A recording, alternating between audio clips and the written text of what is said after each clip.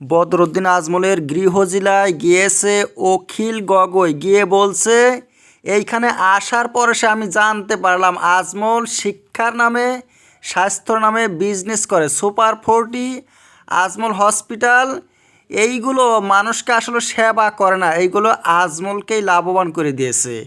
অল্প কয়টা ছাত্রদেরকে ফ্রি পড়ায়, কিন্তু বেশিরভাগ ছাত্রদের কাছ থেকে টাকা নেয়, আর প্রচুর টাকা নেয়। আর হসপিটালেও কয়জনকে ফ্রি চিকিৎসা করে।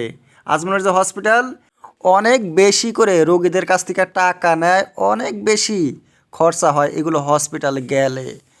আর সাম্প্রদায়িক রাজনীতি হিন্দু মুসলমান করার মধ্যে আজমল 1 নম্বর। আজমলের এই যে তালার চাবি, এইটা ব্রহ্মপুত্র নদী, আসামের ব্রহ্মপুত্র নদীতে ফেলে দিতে হবে, এইটা বলেই থাকে অখিল গগৈ।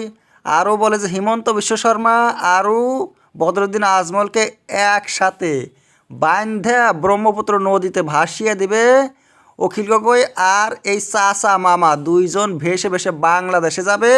যদি সাম্প্রদায়িক হিন্দু মুসলমানের রাজনীতি করতে হয়, এরা হিমন্ত বিশ্ব শর্মা বদরুদ্দিন আজমল বাংলাদেশে গিয়ে করুক, আসামের মানুষদেরকে আর এইভাবে হিন্দু মুসলমান করে জ্বালাইতে পারবে না। হিন্দু মুসলমান শুনতে শুনতে মানুষের বিরক্তি লেগে গেছে। বিরক্তি লাগছে না? নাই, প্রশ্ন করছিল অখিল গগৈ।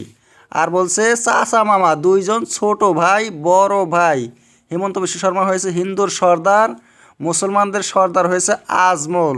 এই চাচা মামা ব্রহ্মপুত্র নদী দিয়ে ভেসে ভেসে চলে যাবে বাংলাদেশে। আজমলের ভাইয়ের সমষ্টি তো রাস্তাঘাট ভাঙা। তাহলে কি কাজ করেছে যে আজমল সাম্প্রদায়িকতা ছাড়া? আজমলও আবার অখিল গগৈর বিরুদ্ধে কম বলে না, বলে অখিল গগৈ পাগল। অখিল গগৈর কি আর টাকা আছে নাকি? অখিল গগৈ হিমন্তর কাছ থেকে টাকা নেয় আর আপার আসাম থেকে লোয়ার আসাম ঘুরে বেড়ায়।